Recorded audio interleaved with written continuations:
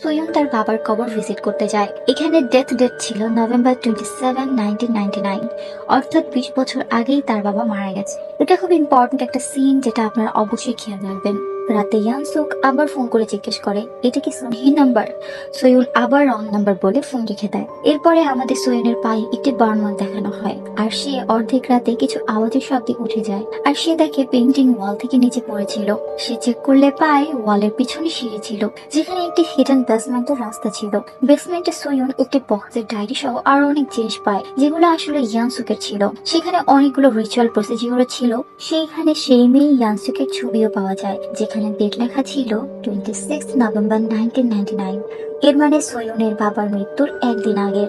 যাই হোক, পরের দিন সোয়ুন সাংহুকে ছবি দেখিয়ে জিজ্ঞেস করে যে এটা কি, সে কি একজন সেমান ছিল?